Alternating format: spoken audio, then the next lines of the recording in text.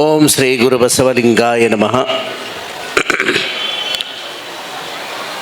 ಸೃಷ್ಟಿಕರ್ತ ಪರಮಾತ್ಮನನ್ನು ಹೃದಯದಲ್ಲಿ ಧ್ಯಾನಿಸಿ ಜಗತ್ತಿನ ಎಲ್ಲ ದಾರ್ಶನಿಕರನ್ನು, ಸಂತ ಮಹಾತ್ಮರನ್ನು ಮನದಲ್ಲಿ ಸ್ಮರಿಸಿಕೊಂಡು ಸಲ್ಲಲ್ಲಾಹು ಅಲೈಹಿ ವಸಲ್ಲಂ ಮೊಹಮ್ಮದ್ ಪೈಗಂಬರನ್ನು, ಎಲ್ಲ ಪ್ರವಾದಿಗಳನ್ನು, ವಿಶ್ವಗುರು ಬಸವಣ್ಣನವರನ್ನು ಆದಿಯಾಗಿ ಎಲ್ಲ ಮಹಾತ್ಮರನ್ನ ಸ್ಮರಿಸಿಕೊಂಡು ಇಂದಿನ ಕಾರ್ಯಕ್ರಮಕ್ಕೆ ಹಜರತ್ ಮೌಲಾನಾ ದೀನ್ದಾರ್ ಚನ್ನಬಸವೇಶ್ವರ ಆಶ್ರಮದ शतमानोत्सव 100 ईयर्स का शतमानोत्सव बोलते हैं, सेंचुरी 100 ईयर्स का ये शतमानोत्सव कार्यक्रम है। इस कार्यक्रम को सैयद ಗುರುಜಿ ಅವರು ನಮಗೆ ಕರೆದರು, ಭಾಳ ಸಂತೋಷ. ಅಲ್ಲಮ್ಮ ಪ್ರಭುದೇವರು ಶರಣರು ಚೆಂದಾಗಿ ಹೇಳ್ತಾರೆ, ಎತ್ತಣ ಮಾಮರ ಎತ್ತಣ ಕೋಗಿಲೆ ಎತ್ತಣಿಂದೆತ್ತ ಸಂಬಂಧವಯ್ಯ. ಎತ್ತಣ ಬಸವ ಕಲ್ಯಾಣ, ಎತ್ತಣ ಬೆಂಗಳೂರು, ಎತ್ತಣ ಹೈದರಾಬಾದು, ಎತ್ತಣ ದೀನ್ದಾರ್ ಆಶ್ರಮ, ನಮಗೂ ನಿಮಗೂ ಎತ್ತಣಿಂದೆತ್ತ ಸಂಬಂಧವಯ್ಯ ಅಂತ ಶರಣರು ಹೇಳಿದ ಮಾತ್ರೊಳಗೆ ನಮಗೆಲ್ಲ ಕೂರಿಸಿದ್ದಾರೆ. ನಮ್ಮ ಹೆಸರು ಕನ್ನಡದಲ್ಲಿ ಹೇಳಬೇಕಾ ಹಿಂದಿ ಹೇಳಬೇಕು? ಕನ್ನಡದ हाँ, कन्नड़ा हिंदी मिक्स पुलाव. अच्छा, बहुत अच्छा रहेगा बिरयानी. ನಮ್ಮ ಹೆಸರು ಚನ್ನಬಸವಾನಂದ ಸ್ವಾಮೀಜಿ. ನಮ್ಮ ಧರ್ಮಪೀಠದ ಹೆಸರು ಬೆಂಗಳೂರಾಗ चन्नबसवेश्वर ज्ञानपीठ. चन्नबसवेश्वर ज्ञानपीठ से मैं आया हूँ. आज चन्नबसवेश्वर आश्रम का शतमानोत्सव कार्यक्रम है. कहीं ना कहीं एक हमारा रूप अलग है, रंग अलग है, भाषा अलग है, लेकिन जो आत्मा का संबंध है वो सभी महात्माओं का, प्रवादियों का और अल्लाह से जुड़ा हुआ रहता है. वो आत्मीय संबंध एक ही होता है, एक ही संबंध होता है. मजहब का नाम अलग होते हैं, पीर पैगंबरों के नाम, पैगंबर के नाम अलग अलग होते हैं, जगह अलग होती है, चाहे गदग में हो चाहे बसव कल्याण में हो. मैं आपको चन्नबसवेश्वर जी के बारे में 5 मिनट में आपको कहना चाहता हूँ, क्योंकि मैं चन्नबसवेश्वर ज्ञानपीठ का पीठाधीश हूँ, जगत गुरु भी कहते हैं. मुझे कुछ लोग प्रश्न करते हैं कि आप जगत गुरु क्यों लिख लेते हैं. मैंने बोला, कुलकर्णी का बेटा कुलकर्णी होता है, पाटिल का बेटा पाटिल, पठान का बेटा पठान होता है, सैयद का बेटा सैयद होता है. जैसे हमारे गुरु चन्नबसवेश्वर जी 12वीं सदी में बसवेश्वर जी जगत गुरु थे, इसलिए उनके हम बेटे हैं. उनका तत्व प्रचार करने वाले हम भी जगत गुरु हैं. समझ गए ना? लेकिन असल में जगत गुरु का अर्थ ये होता है, सारे विश्व को, चाहे इंडिया हो, चाहे हिंदुस्तान हो, चाहे पाकिस्तान हो, चाहे जापान हो, लंदन हो, अमेरिका हो, सारे विश्व में विश्व मान्य करने वाला तत्व को जो प्रचार करता है, जग मानने वाले तत्व को जो प्रचार करता है, उन्हीं को जगत गुरु कहा जाता है. इसलिए बहुत सारे लिंगायत समाज में मठाधीशों को जगत गुरु कहा जाता है. विश्व मान्य तत्व बसवेश्वर जी और चन्नबसवेश्वर जी ने 12वीं सदी में दिए. बसवेश्वर जी, चन्नबसवेश्वर जी, महात्मा बसवेश्वर जी का आप पुतला देखते हैं हैदराबाद में. इधर जियागुड़ा में हमारा बसव मंडप है, बोराबंडा में है, जगतपुरी गुट्टा में है. बसवेश्वर महाराज जी का घोड़े पर बैठे सो मूर्ति है सर्कल में, और बसव मंडपों में, मंदिरों में उनका भी मूर्ति बिठाया गया है. बसवेश्वर जी का तत्व ये था, कल्याण में उनका कार्य क्षेत्र बसव कल्याण था, इसलिए बसव कल्याण कहा जाता है. उन्होंने अनुभव मंडप की स्थापना की. अनुभव मंडप is the first parliament of the world, विश्व का पहला पार्लियामेंट माना जाता है. बसवेश्वर जी का जो स्थापित अनुभव मंडप है, उसमें अफगानिस्तान से सूफी संत मरुड़ शंकर देव जी आए थे 900 साल पहले. अनुभव मंडप में बसव कल्याण में अफगानिस्तान से शरण लोग आए थे, दीक्षा लिए थे। कश्मीर से महाराजा महादेव भोपाल बोड़गे मारैया उनका नाम कहा जाता है, कश्मीर से आए थे, गुजरात से आए थे। आज नरेंद्र मोदी जी सौराष्ट्र से आधैया शरण आए थे। पूरे हिंदुस्तान में उस समय कोई बाउंड्री नहीं थे, महाराष्ट्र, कर्नाटका, नेपाल ऐसा कोई बॉर्डर नहीं था। पूरा अखंड विश्व में बसवेश्वर जी के भक्त बनकर आए थे। उस अनुभव मंडप में 770 अमरगण थे। ये हिस्ट्री है, 770 अमरगण थे। उन अमरगणों का अनुभव मंडप में अध्यक्ष कौन हुआ करते थे? अल्लमा प्रभु। अल्लम प्रभु अध्यक्ष थे। और अल्लम प्रभु के जाने के बाद वहाँ से अनुभव मंडप से बाहर जाकर प्रचार के लिए गए और उनके स्थान पर चन्न बसवेश्वर जी को उस शून्य पीठ कहा जाता है। शून्य पीठ का दूसरा जगत गुरु चन्न बसवेश्वर जी थे। और वचन साहित्य उन्होंने निर्माण किया। बसव कल्याण में कन्नड़ भाषा में वचन साहित्य का उन्होंने निर्माण किया। अभी हमारे ಭಾಳ ಜನ ನಮ್ಮ ಸಂತರು ಹೇಳಿದ್ರು ನೋಡ್ರಿ ವಚನಗಳು, ಅಣ್ಣ ಬಸವಣ್ಣನವರು ಅಣ್ಣ ಆ ವಚನಗಳು ಹೆಂಗದಾವ ಅಂದ್ರೆ ಒಂದೊಂದು ವಚನ में क्या है? ಉಳ್ಳವರು ಶಿವಾಲಯವ ಮಾಡುವರು, ನಾನೇನು ಮಾಡಲಿ ಬಡವನಯ್ಯ, ನನ್ನ ಕಾನೆ ಕಂಬ ನನ್ನ ದೇಹವೇ ದೇಗುಲ, ಎನ್ನ ಶಿರವೇ ಹೊನ್ನ ಕಳಸವಯ್ಯ, ಕೂಡಲ ಸಂಗಮ ದೇವ, ಸ್ಥಾವರ ಕಳಿ ಉಂಟು ಜಂಗಮ ಕಳಿವಿಲ್ಲ। स्थावर यानी मंदिर देवस्थान उसको नाश है, लेकिन परमात्मा अल्लाह को नाश नहीं है, निराकार निर्गुण निरंजन परमात्मा। इसलिए मंदिर नाश होता है लेकिन परमात्मा आत्मा को नाश नहीं है, अविनाशी है आत्मा। इसलिए परमात्मा एक ही है, सबको एक ही है। हे परमात्मा लोक के मित्रा, तू ही सबका कारण करता। हम लोग देखते हैं विद्या देने के लिए एक देवता अलग है, देख रहे हैं ना आप? विद्या देने के लिए एक अलग से देवता है, बुद्धि देने के लिए एक है अलग, ज्ञान देने के लिए एक अलग है, और आयु देने के लिए एक अलग देवता है। सभी देवताओं को पूजा करते हैं, लेकिन बहुत सारे लोगों को देवता और देव इसमें अंतर मालूम नहीं है। देव जिसको हम अल्लाह कहते हैं, हम इष्टलिंग के रूप में पूजा करते हैं, अल्लाह को इष्टलिंग कहते हैं, लिंग देव कहते हैं।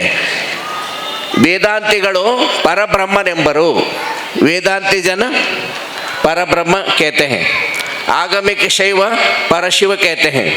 अल्लाह, यहोवा, गॉड और लिंग देवा तो आपका ही नाम है। देवनब्बा नाम हलवो, परमात्मा एक ही है। उसको जो हम सबको निर्माण किया है, जन्म दिया है, हम सबको जन्म दिया है, सृष्टि का निर्माण किया है, उस अल्लाह परमात्मा एक ही है। लेकिन हम जो निर्माण किए हैं ना, कल्पना किए है ना, वो 33 करोड़ है, 33 करोड़ है ना। मैं जो कहता हूँ आपको, व्हाट्सएप में आया था, हमारे भारत और पाकिस्तान का ये विभाजन हुआ 1947 में। एक व्हाट्सएप में मैसेज आया था, वो एक भी भगवान पाकिस्तान में नहीं गया, सब इधर रह गए, है ना। सभी मंदिर इधर है। अल्लाह को मानना चाहिए। मंदिरों में परमात्मा भगवान नहीं है, परमात्मा तो हम सबके अंदर है। एक आध्यात्मिक जीवी राजा था, वो एक उदाहरण कहता हूँ मैं। आप टाइम दिए तो हम घंटे तक प्रवचन कर सकते हैं, लेकिन मैं समझता हूँ समय का अभाव है, मैं 10 मिनट में ख़त्म करता हूँ। एक आध्यात्मिक जीवी राजा था, और उस राजा को जो भी मन में शंकाएं उठते थे, समाधान समस्या, तो पंडितों के सामने रखता था। उनको सपने में एक 3 प्रश्न आ गए मन में। भगवान कहाँ है, कहाँ दिखता है, कहाँ प्रकट होता है, ये पहला प्रश्न था उनका। और परमात्मा का चेहरा किस दिशा में है, और तीसरा प्रश्न, परमात्मा क्या क्या करता है। आप तीनों को याद रखेंगे जरा। पहला प्रश्न कौन सा है? बोले, बात कीजिए, ये अनुभव मंडप है, आप भी बात करना चाहिए, हम अकेले बोलने का नहीं है। कौन सा प्रश्न है? परमात्मा कहाँ है, कहाँ दिखता है, कहाँ प्रकट होता है। और दूसरा प्रश्न, उसका चेहरा किस दिशा में है। और तीसरा प्रश्न, परमात्मा क्या क्या करता है, काम क्या करता है। तो राजा ने सभी पंडितों से पूछा आस्थान में आकर, तो एक भी पंडित उत्तर नहीं दे। एक बड़ा पंडित था, वो महीने में 50,000 तनख्वाह देता था। और उस पंडित को बोल दिए राजा ने, पंडित जी आपको तो बोलना ही पड़ेगा, क्योंकि 50,000 पगार देता हूँ आपको तनख्वाह, तो आप आज नहीं तो 2 हफ्ते टाइम लेकर आप इसको सही उत्तर देना पड़ेगा। तो आप सही उत्तर दिए तो आपको 1 लाख रुपए इनाम, अगर जवाब सही नहीं दे तो आपको फांसी सजा। राजा लोग क्या करते थे, फांसी सजा। तो पंडित घबरा गया, घर में जाकर वो भगवत गीता, पुराण, सब रामायण महाभारत पढ़ने लगा। वो हाँ, परमात्मा कहाँ है, कहाँ प्रकट होता है, उसका मुख किस दिशा में है, क्या क्या करता है, ढूंढने लगा। 14 दिन बीत गए, 14 दिन बीत गए। कल सुबह जाकर राजा के पास जवाब देना है, लेकिन कुछ समझ में नहीं आ रहा। 14 दिन तक चाय नहीं पिया, खाना नहीं किया, कुछ नहीं, बहुत घबरा गया था।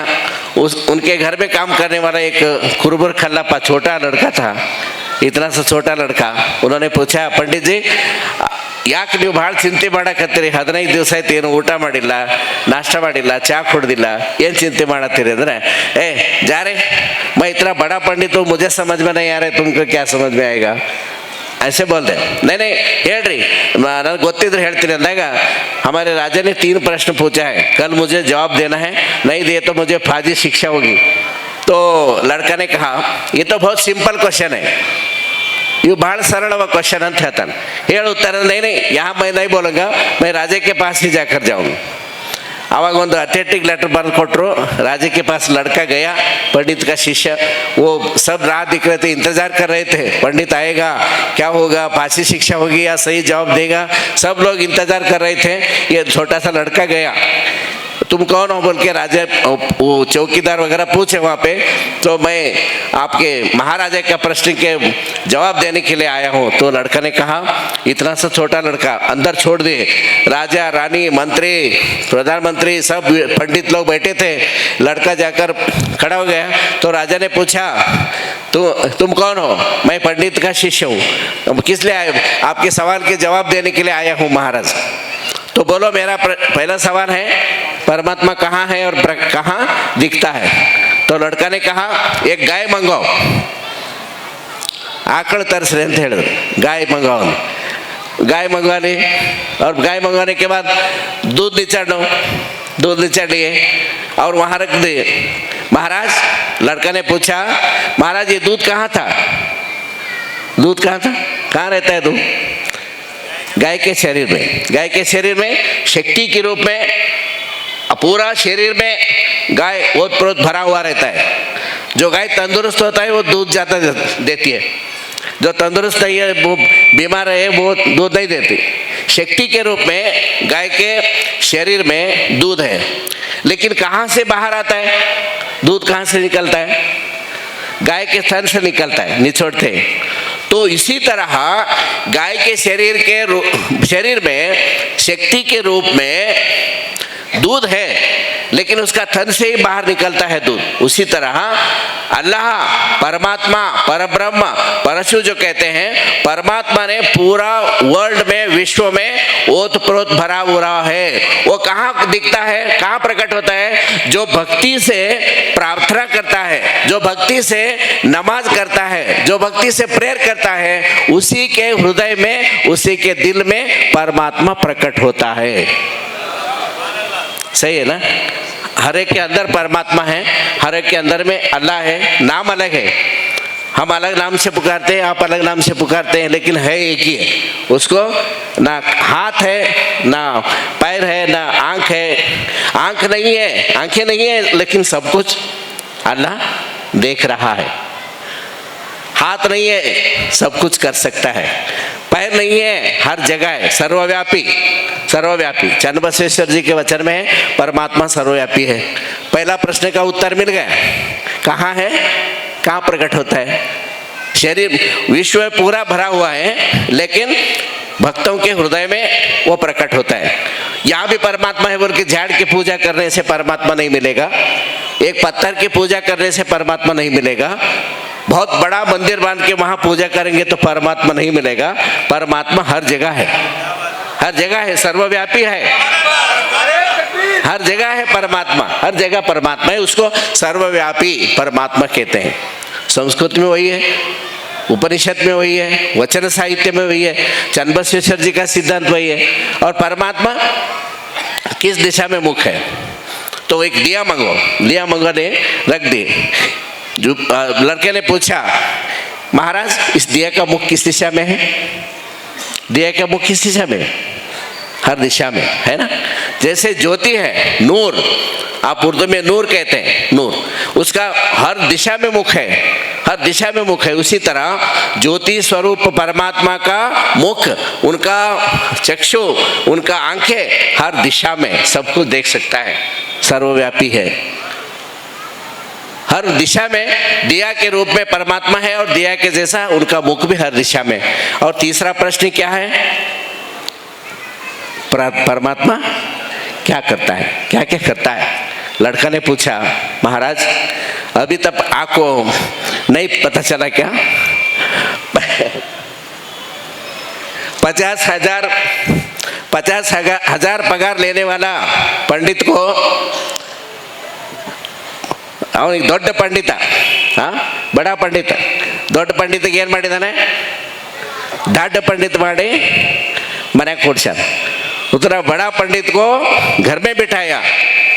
तुम और प्रश्न पूछने से पहले लड़का ने एक प्रश्न पूछा था राजा को, तुम प्रश्न पूछने वाले शिष्य होते हैं वो नीचे बैठना चाहिए, मैं उत्तर देने वाला गुरु, इनको ऊपर बिठाया था। तो लड़का ने कहा तुम्हारे जैसे सार्वभौम राजा को नीचे बिठाया, मेरे जैसे छोटा बालक को ऊपर बिठाया। ये सब कौन करता है? परमात्मा करता है, अल्लाह करता है।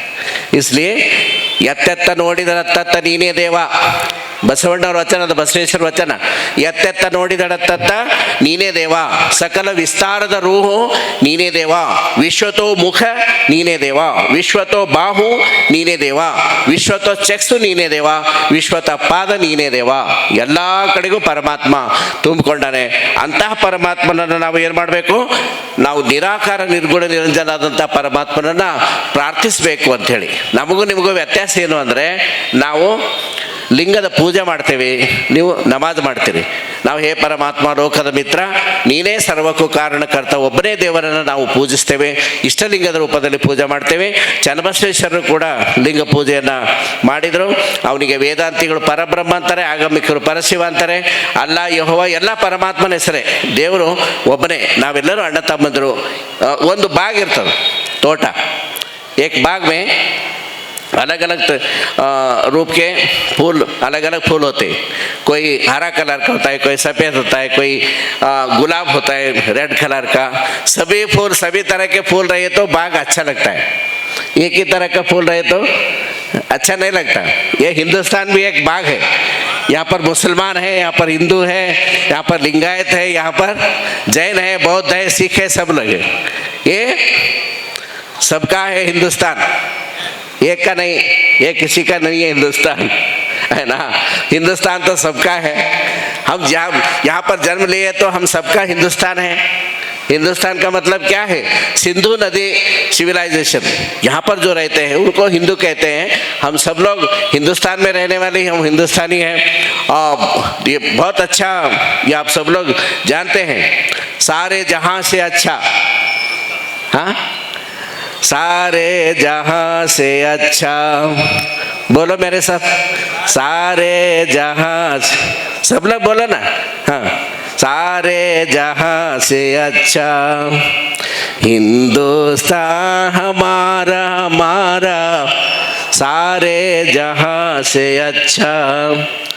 हम बुलबुले हैं इसकी, ए गुलसिता हमारा, हमारा सारे, बोलो बोलो, हाँ, हिंदुस्तान हमारा सारे जहाँ से अच्छा।